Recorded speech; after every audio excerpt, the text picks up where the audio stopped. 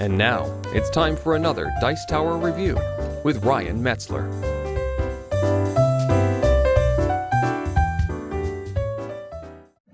Hey everyone, Ryan Metzler here, and today we're going to be taking a look at one of my favorite games from last year, Paperclip Rails. Now, this game was one of my favorites from last year because of the unique mechanics that it uses. As you might have guessed, this is a game about connecting different areas via rails, but the real interesting part is that you're going to use paperclips, which allow you to have a certain degree of flexibility in building your trains around obstacles, making your own board, and trying to score points. So why don't we take a quick look at what's inside the box and how the game plays, and then I'll sum up with what you already know to be my great thoughts on the game. So here you can see a general layout for Paperclip Rails. Now, this layout is not to scale, and it's not to scale because I simply don't have the space to make it to scale on this table to film it. But you can get the general concept. This is a layout for a two-player game, and you can see that there's a green city and a black city on the board. And these would be the players' respective cities. We have green player and the black player. Now, each player is going to have a bunch of paperclips, which are going to represent train cars. And they're going to have cubes, which will show ownership of different stations that you get. So they're just generic cubes. Also on the board, you can see there are several different landscape-type pieces. These are just made from kind of a thin paper. But they're going to be things that you have to build around or sometimes build on in order to put stations into play. You can see on the two right-hand and left-hand sides here, or on the two sides, we have stations. We have Lazy Town and the Scenic Suburb, and these are going to be places that you can build to, and I'll show you the layout of a station card in a moment. Finally, running throughout the city here or throughout the land, you have the river. And this is a paperclip of all blue paperclips of Paperclip Trail. And this is going to denote an area that you're not supposed to cross over or that you'll have to pay penalties for crossing over. Now, I'm not going to go into a ton of detail for this game. I'm just going to kind of cover the basic concepts and the components. Another component we have here is this board. This is going to be your score track board. It's going to house your draw deck, and it's going to house your discard pile. It's also going to tell you any penalty you get for building on objects, which at the beginning of the game is going to be 2 if you build over any of the obstacles when you put your stations down, and could potentially go up to 3 for later. The layout for this game will change for more or less players. Obviously, this is the fewest number of players, but for more players, the layout would change. Now, each player is going to start with a hand of station cards, and station cards are going to serve multiple purposes. Let's go over the general layout of a station card. So, here we have the Happy Suburb card, and on this card you can see several things. At the top, in the right hand or the left hand corner, you're going to see a 0 in a house. This house denotes that this is a residential area, and the 0 is the amount of points you will get for building to or from the area. Underneath that, you can see that there are cubes, and on this one there are 3 cubes. That is the maximum number of cubes, or the maximum number of cubes that may be placed on this spot. Once it's full, you may neither build to nor from this area. Under that, you're going to have a special ability. This one says Game End, plus 1 point for each of your residential stations. So each residential station that you have a cube on is going to give you an extra point at the end of the game. Finally, at the very bottom, you can see that there are a bunch of different symbols. Some are shaded and some are filled in.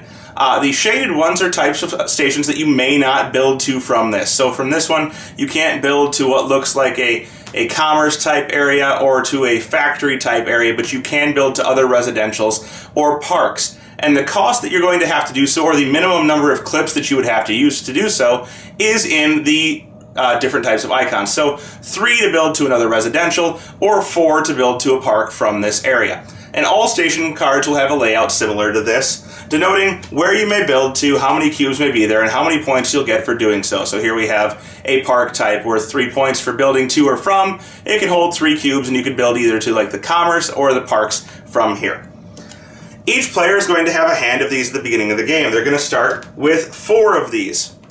Now, these serve as both the stations that you place out onto the board to try and connect, and they're going to serve as cards that you may discard in order to get paperclips. You actually don't start with any paperclips. In order to get paperclips, you have to discard cards. So, for example, you could discard a Area 51, and every time you discard a card, you can get up to 3 paperclips. And you would do this if you're going to build a route on your turn. which is one of your two options. So let's say I wanted to discard this. It's going to cost me, or it's going to get me 3 paperclips. I would put it in a discard pile. And maybe I want to build from my black city here to a factory type area. And you'll see that the minimum cost to build to a factory area is 3. Perfect. I just got 3 paperclips by discarding that card.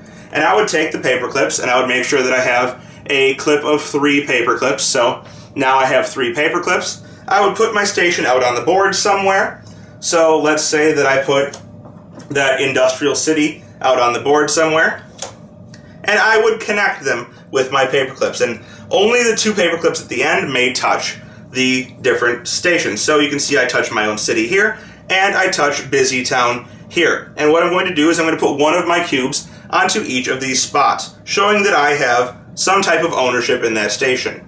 Now remember, there's a limit to how many you can build. At this point, you're going to score points. You'd score 1 point for building to Busy Town because it has a 1 on the card, and 3 points from building from your city. So that's 4 points, plus 1 point for each of the clips that you use. So it's beneficial to use more clips to connect areas. But I had to use a minimum of 3. I could have used as many as I wanted. Your other option on your turn is to draw cards. And drawing cards is going to be done. You're simply just going to, from your hand of cards or into your hand of cards, draw from the draw deck. And depending on how many players, you're going to draw more or less cards. 2 and 3 player games, you draw 3. 4 and 5 player games, you're only going to draw 2, and you add them to your hand. Now, you're going to keep going on doing this, placing different routes, building on or over things. Building over another player's route, for example, makes you lose a point and makes them gain 1.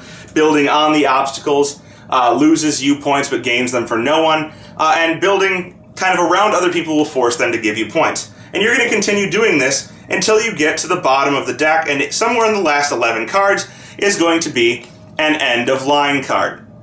And this is going to signal the end of the game. Every player is going to get 1 more turn after this, but basically it's going to go right back to the start player and the game will end. The other way the game can end is if somebody runs low on trains. I think it's once they get down to like 4 or so trains left in their supply, the game signals an end and everybody gets 1 more turn at this point. Whoever has the most points after calculating all of the special effects, like plus 1 point at the end for each of your each cube in this station, is going to win. So this one would give you more cubes for the more people that go there, whereas that other one I showed you earlier would give you more points for having more residential stations with your cubes in them. Whoever has the most points is the winner. And that's Paperclip Railways. Now, the game is a train game, so for those of you who are typically very blah on train games, it may not be your thing, but don't stop right there because this one's a little bit different than other train games. The unique mechanic of bending those paperclips around, trying to get them in front of your opponent so that you can get points by having your opponents build through your area, or trying to lock an opponent out of a station by cleverly, bending your clips around the station, is much more fun than your traditional train game. It's not as monotonous, it's not as focused on optimizing your route in order to get the most money out of transporting said good from this spot to another spot. There's just a fun aspect to it, and that's really kind of refreshing for a train game. So if you're looking for something pretty unique, you're looking for something that takes train games and kind of makes them a little lighter, a little more fun, take a look at Paperclip Railways. I guarantee you won't be disappointed. Thanks for joining us today. For more written, audio, and video reviews, as well as the #1 board game podcast, check out the website at www.thedicetower.com. Until then, this is Eric Summerer, and you've been watching The Dice Tower.